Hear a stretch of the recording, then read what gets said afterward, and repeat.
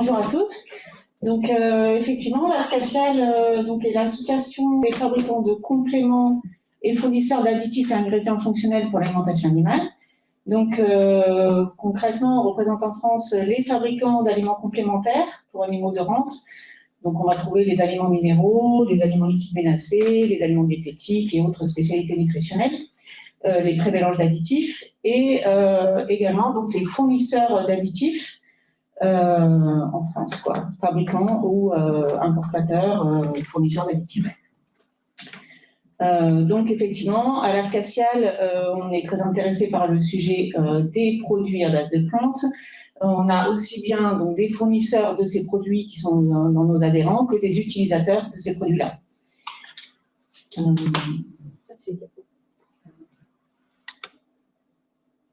Ok. Donc voilà, je suis chargée de vous présenter les aspects réglementaires des extraits végétaux en alimentation animale.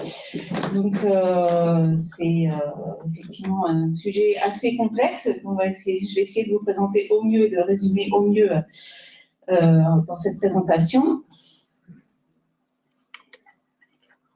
Donc, je vous propose d'attaquer d'abord par le contexte réglementaire en alimentation animale, alors de façon très succincte, parce qu'on y passerait des heures et des journées, mais juste pour vous montrer un petit peu l'encadrement réglementaire dans le secteur, les limites de ce cadre, en particulier par rapport aux médicaments vétérinaires. Ensuite, la place des produits à base de plantes dans l'alimentation animale, quel est leur statut réglementaire. Et aussi un point sur donc les listes de plantes utilisables ou non en alimentation animale. Et ce que nous dit justement la réglementation sur ces aspects-là.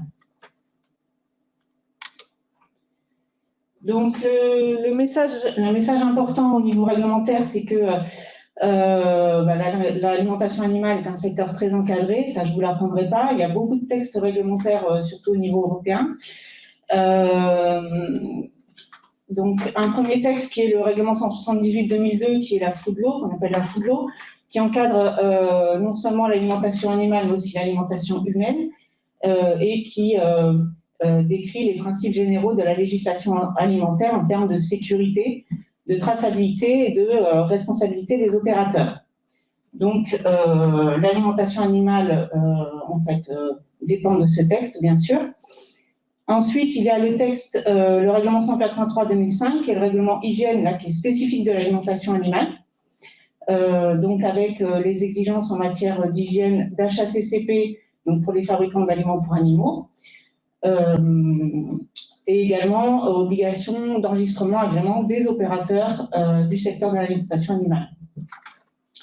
Ensuite, on a un texte sur les substances indésirables, donc qui est une directive, la directive 2002/32, qui va fixer des teneurs maximales, par exemple en métaux lourds, en dioxines, etc., suivant la catégorie réglementaire des produits de nutrition animale.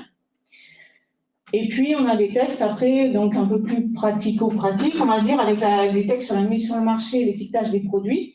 Donc, on a le règlement 767/2009 pour ce qui est fait référence aux matières premières et aliments composés, et le règlement du 31/2003 pour additifs et pré-mélanges. Donc là, sur ces textes-là, effectivement, les règles sur la composition des produits, l'étiquetage des produits, voilà, des textes très utilisés et très importants. Et en plus, on a tout ce qui est les textes relatifs à l'autorisation des additifs.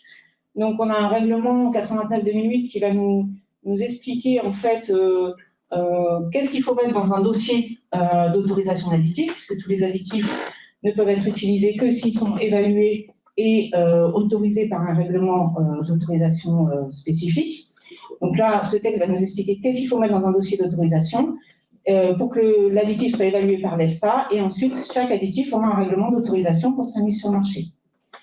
Donc, voilà, en résumé, vraiment très très bref, les textes qui peuvent encadrer en général l'alimentation animale, et le message à vous faire passer, c'est que du coup, les produits à base de plantes utilisés en alimentation animale sont encadrés par ces textes-là, bien sûr, et les opérateurs qui utilisent ces produits doivent se conformer à ces textes-là. Donc, concernant les extraits végétaux utilisés ou utilisables en alimentation animale, donc doivent répondre à ce cadre, bien sûr. Mais malgré tous ces textes, il y a quand même des zones d'ombre ou des zones grises qui font qu'on se pose des questions, en particulier sur les produits à base de plantes, quand on lit ces textes-là, en particulier sur le statut de ces produits, dans quelle case réglementaire ils rentrent, et puis quelles plantes on peut utiliser ou pas toujours très clair, et effectivement la limite du secteur de l'alimentation animale avec les allégations dont a parlé M. Jalbert.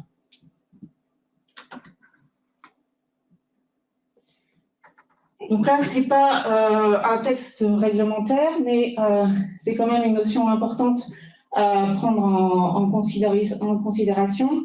Je ne vous la rendrai pas, mais c'est bien de le poser et d'y faire référence, parce que le rôle de la nutrition dans la santé et le bien-être des animaux est reconnu sur le plan politique et scientifique, on va dire. Il y a d'ailleurs un rapport du Parlement européen qui reconnaît en fait le rôle de la nutrition animale dans l'amélioration de la santé et du bien-être des animaux. Donc, dans ce rapport, il est dit que les aliments pour animaux sûrs et équilibrés du point de vue nutritionnel constituent une mesure de prévention efficace pour aider les animaux à combattre les pathogènes en améliorant leur état de santé et le bien-être général, grâce à des stratégies spécifiques en matière d'alimentation et de composition, de formulation, de transformation des aliments. Voilà, donc ce rapport est intéressant par rapport à la reconnaissance du rôle de la nutrition dans la santé et le bien-être des animaux.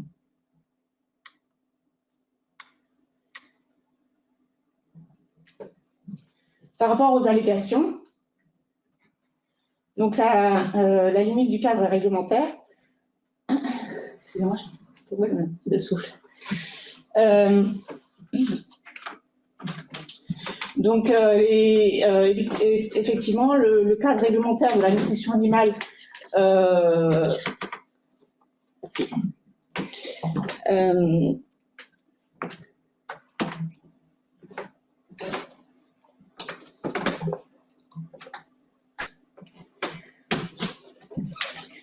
donc, le cadre réglementaire en alimentation animale précise bien que les allégations sont autorisées. Ce sont des allégations nutritionnelles ou fonctionnelles. Et elles sont autorisées, mais avec un cadre précis. En fait, elles doivent être objectives, vérifiables et compréhensibles. Et elles sont basées sur un dossier de preuve. Donc, avant la mise sur le marché du produit, un dossier de preuve doit être réalisé par l'opérateur qui met le produit en marché et qui fait l'allégation. Et les éléments à prendre en compte pour justement justifier de cette allégation, c'est non seulement le dossier de preuve, mais en lien avec le libellé de l'allégation, donc comment est formulée l'allégation, et également le socle de l'allégation, donc qui est expliqué dans les lignes directrices de l'ANSES, comme étant en fait le socle de la particularité de l'aliment sur laquelle repose l'allégation. Donc cette particularité peut être un nutriment, ça peut être une matière première, ça peut être un procédé technologique de fabrication particulier. Donc ça, c'est la reconnaissance des allégations dans la réglementation alimentation animale. C'est ancré dans le règlement 767/2009 et l'article 13, qui fixe bien les limites, puisqu'il dit que ces allégations sont autorisées, mais par contre, d'autres allégations ne sont pas autorisées concernant en fait tout ce qui est la prévention, le traitement ou la guérison d'une maladie. Donc ça, c'est réservé aux médicaments. Donc là, ça paraît assez clair, mais lorsqu'on lit ensuite la suite de cet article, il est indiqué que ça ne s'applique pas aux allégations concernant la prévention des déséquilibres nutritionnels dès lors qu'il n'est pas établi de lien avec des symptômes pathologiques. Donc, ce qui sous-entend que la prévention des déséquilibres nutritionnels dès lors qu'il n'est pas établi de lien avec des symptômes pathologiques est autorisée dans le cadre des allégations en alimentation animale. D'autre part, il y a aussi effectivement toutes les allégations relatives aux aliments diététiques qu'on appelle objectifs nutritionnels particuliers qui sont aussi autorisés en alimentation animale dans un cadre très précis lorsque l'aliment répond aux caractéristiques nutritionnelles de l'objectif nutritionnel particulier. Donc, j'ai un petit schéma qui synthétise cet aspect-là. Donc, vous pouvez voir que effectivement, la réglementation nutrition animale a une frontière et des éléments aussi en commun avec la réglementation du médicament vétérinaire. Tout ce qui est en gris au milieu, effectivement, les produits de réduction d'un risque sanitaire ou métabolique peuvent relever à la fois de la nutrition animale et du médicament vétérinaire. Donc, on peut trouver, par exemple, dans ce carré gris, tout ce qui est, par exemple, les aliments diététiques de type réduction du risque de cétose, d'acidose, etc. Mais également des allégations faites sur des aliments pour animaux qui pourraient contenir des produits à base de plantes, puisque les produits à base de plantes sont reconnus pour avoir un rôle dans l'amélioration de la santé et du bien-être des animaux. Est-ce que tu veux dire que systématiquement l'éleveur sait s'il y a des extraits de plantes dans l'aliment qu'il reçoit? Est-ce qu'il sait toujours s'il y a des extraits de plantes? Alors, tout dépend de la catégorie réglementaire de l'extrait de plante.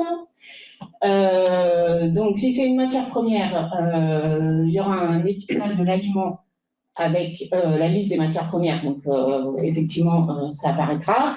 Si c'est un additif, il n'aura pas forcément le détail de l'ensemble des extraits de plantes, puisque ça peut être un pré-mélange d'additifs contenant plusieurs extraits. Et effectivement, on n'est pas obligé de détailler l'ensemble des...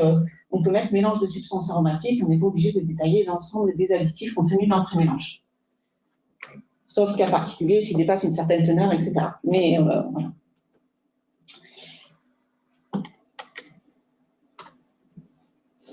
Donc, une fois qu'on a posé ce cadre réglementaire en alimentation animale, on peut effectivement se poser la question quel est le statut des produits à base de plantes utilisés en alimentation animale? Donc, par rapport à la présentation et au titre, j'étais un petit peu embêtée quand j'ai vu le titre de la présentation par rapport aux extraits végétaux, parce qu'effectivement, extraits végétaux, ce n'est pas défini dans la réglementation alimentation animale, déjà. Donc, on a travaillé à l'Arcasial sur un guide plantes et on a essayé de rechercher toutes les définitions relatives aux produits à base de plantes, donc aux produits transformés à base de plantes qui peuvent exister en alimentation animale, mais aussi dans d'autres secteurs d'activité, ce soit la bibliographie scientifique, normative, tout ce qui pouvait exister sur le sujet. Et on s'est aperçu en fait que donc extrait n'est pas défini en alimentation animale. Par contre, on a une définition dans une norme ISO 9235 qui est une norme concernant en fait le vocabulaire relatif aux huiles essentielles, donc pas spécifique de l'alimentation animale. Mais dans cette norme-là, il est défini l'extrait comme un produit obtenu par traitement d'une matière première naturelle par un ou plusieurs solvants. Donc c'est une définition assez large. On imagine que pas mal de produits peuvent entrer dans cette définition-là. Donc le terme extrait, voilà, est pour nous plutôt un terme générique qui va pouvoir désigner aussi bien des macérats que des infusions, donc des produits ou des teintures, hein, des produits du coup de concentration complètement différente. Donc des produits très purifiés à très peu purifiés. Et donc ça sera illustré, cet aspect-là sera illustré par Pierre Chicotto tout à l'heure. Mais c'est vrai que le terme extrait, voilà, quand on parle d'extrait de plante, on ne sait pas trop de quoi on parle en fait. C'est un peu le message. Donc nous, on préfère utiliser le terme produit à base de plantes, qui désigne finalement l'ensemble des produits issus de la transformation de plantes.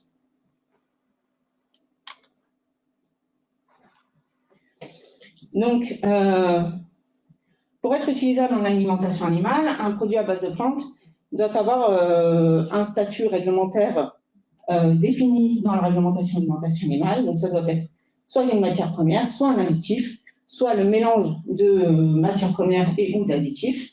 Donc, pré-mélange, aliments composés, complets ou complémentaires. Donc, je vous ai remis les définitions de matières premières et d'additifs.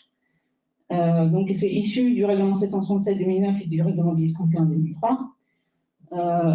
Bon, je ne vais pas vous embêter avec les définitions réglementaires, mais c'est quand même important de se rappeler cette définition pour pouvoir justement classer les produits du marché. Et les produits soit mis sur le marché, soit les produits qu'on utilise. Donc, une matière première, c'est un produit d'origine végétale ou animale, et les dérivés de leur transformation, et les substances organiques ou inorganiques, dont l'objectif principal est de satisfaire les besoins nutritionnels des animaux. Les matières premières sont utilisées pour l'alimentation directe des animaux ou pour la fabrication d'aliments composés, ou encore comme support de pré-mélange. Donc, il faut savoir qu'en alimentation animale, on n'a pas de liste positive exhaustive de matières premières utilisables. Donc, on a un catalogue de matières premières qui fait référence toutefois, mais dont l'objectif principal n'était pas de faire une liste positive de matières premières, mais plutôt de définir des dénominations en fait, de matières premières. Mais effectivement, quand on a une matière première listée dans ce catalogue, c'est assez rassurant. On se dit, bon, au moins je suis sûre que c'est une matière première. Si la description qui est en effet dans le catalogue correspond bien au produit que j'utilise. Mais du coup, ce catalogue n'est pas exhaustif et il existe un autre outil qui est le registre des matières premières.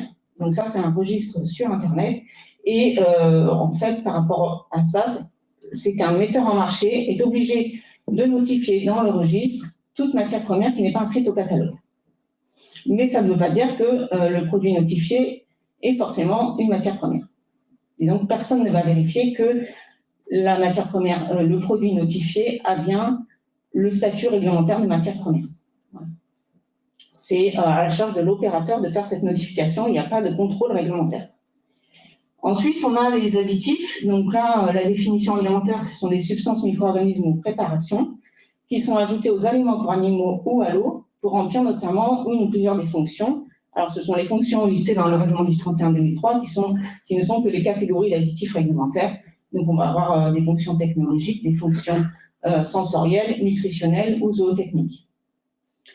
Donc, pour les additifs, c'est un peu plus simple puisque, en fait, on a une liste positive d'additifs autorisés. Les additifs qui ont été évalués puis ont eu un règlement d'autorisation.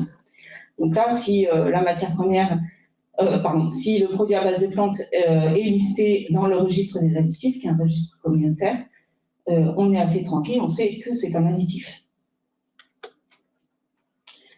Voilà. Par contre, donc effectivement, la démarche, c'est quand j'ai un produit à base de plantes et que je veux savoir son statut, je vais d'abord regarder dans le catalogue des matières premières et dans le registre communautaire des additifs. Donc, catalogue des matières premières, il y a plusieurs entrées possibles. On a des entrées génériques du style produit de la transformation de plantes, donc l'entrée 13A9, qui correspond à des produits de plantes qui sont broyés, séchés, donc sans liste de plantes définies, produits à base de plantes. Et on a par contre d'autres entrées, comme dans la partie 7, où là on a des plantes définies et des produits définis. On a par exemple le jus yucca qui est dans la partie 7 du catalogue. Donc quand mon produit à base de plantes correspond à une entrée du catalogue, je suis assez tranquille, je peux dire que c'est une matière première et l'utiliser en tant que telle, après donc les règles de commercialisation, d'étiquetage et tout ça. Si c'est un additif, donc si mon produit à base de plantes est listé dans le registre communautaire des additifs, c'est pareil, ça veut dire que c'est bien l'additif, qu'il est autorisé. Donc, on peut avoir des additifs autorisés qui sont des produits à base de plantes en 2B, donc dans la catégorie des substances aromatiques. On a par exemple l'oléorésine de capsicum ou la teinture de cumin. Et on en a aussi qui sont autorisés dans la catégorie des additifs zootechniques. Le problème, c'est quand je suis au milieu et que mon produit à base de plantes il n'est ni dans le catalogue des matières premières, ni dans le registre des additifs. Et donc, je peux avoir un doute sur son statut réglementaire.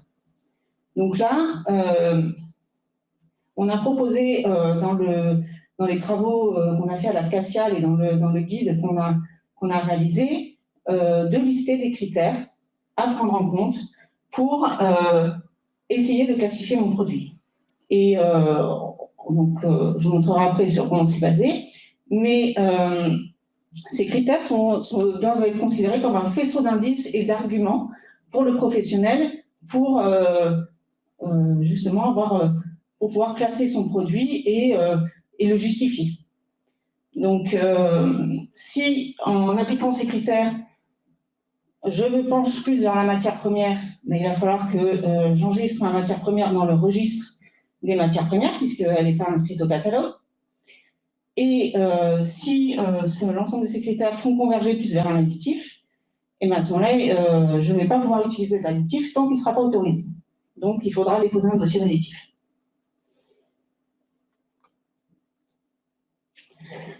Donc, pour mettre en place ces critères, on s'est basé sur le seul document qui existe, qui est les recommandations de la Commission européenne de janvier 2011, qui sont des lignes directrices pour distinguer les matières premières pour alimenter des animaux, des additifs, des produits biocides et des médicaments vétérinaires.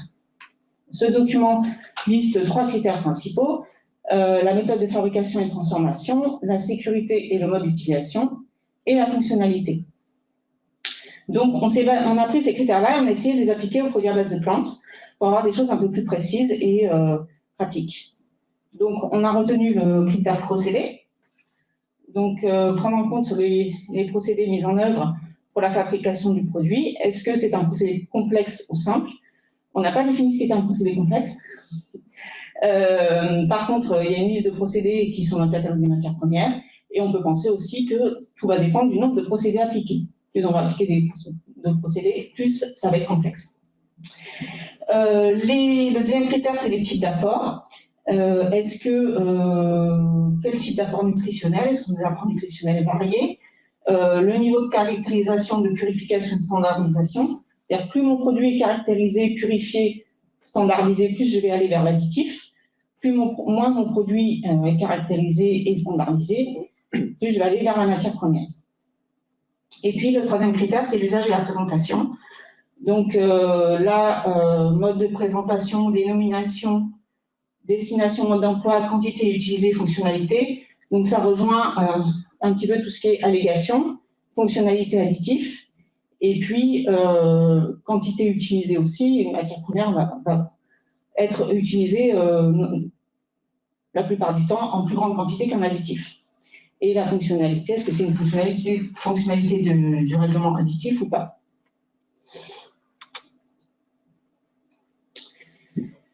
Ensuite, donc, à part le statut réglementaire, il y a une autre zone d'ombre, effectivement, c'est quelles plantes j'ai le droit d'utiliser en alimentation animale. Donc, les plantes, on le sait, font partie intégrante de l'alimentation des animaux. Ce qu'on a en réglementation animale, c'est juste quelques plantes qui sont listées dans la directive de 2032 concernant les impuretés botaniques, concernant les substances indésirables, dont certaines sont des impuretés botaniques. À part ça, on n'a pas de liste positive ou négative. Par contre, on sait que avec le règlement 178-2002 qui est la FOOTLAW, on n'a pas le droit de mettre sur le marché des aliments pour animaux dangereux. Je vais passer un peu vite parce que il reste 3 minutes. Donc, on a essayé dans nos travaux de lister l'ensemble des listes négatives en fait de plantes qu'on ne peut pas utiliser ou qui ne sont pas recommandées à être utilisées en alimentation animale.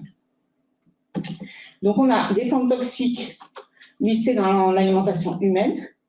Donc, on a les substances vénéneuses du Code de la santé publique et les plantes médicinales de la liste B de la pharmacopée.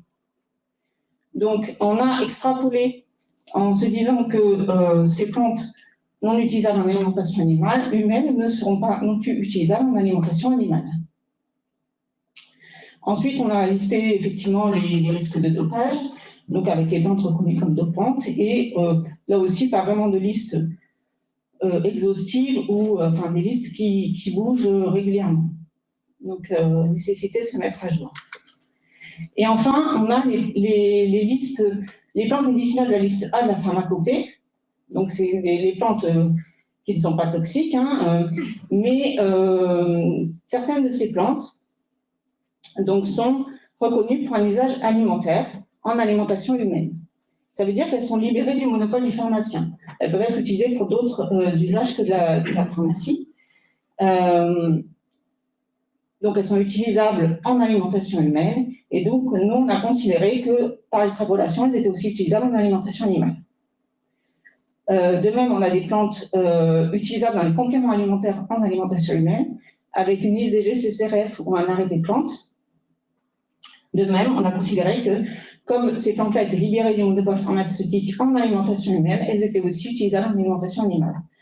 Attention, par contre, il faut bien prendre en compte les conditions d'emploi, donc les parties de plantes, les procédés ou les substances à surveiller qui sont listées dans ces textes-là, la liste des GCRF ou l'arrêt des plantes. Aussi, point de vigilance, si un produit à base de plantes a une composition similaire à un médicament autorisé composé uniquement de substances actives végétales, donc c'est-à-dire un médicament qui a une AMM, attention, ce produit alimentaire, donc cet aliment pour animaux, risque d'être requalifié en médicament par fonction. Donc, vigilance là-dessus. Il est presque fini. Donc, ce qui veut dire qu'en fait, par rapport à notre interprétation, vous avez bien compris que il n'y a pas quelque chose de clair écrit dans la réglementation par rapport à l'alimentation animale sur l'usage de ces plantes. C'est vraiment une interprétation et une extrapolation qu'on a fait par rapport à l'alimentation humaine. On a considéré que les plantes non libérées du monopole pharmaceutique ne pouvaient pas être utilisées en alimentation animale. Donc, parmi les plantes de la liste A qui ne sont pas libérées du monopole. Donc, en conclusion, effectivement, il y a des zones, des difficultés d'interprétation de la réglementation par rapport aux produits à base de plantes sur deux aspects principaux, le statut des produits et les plantes autorisées ou pas.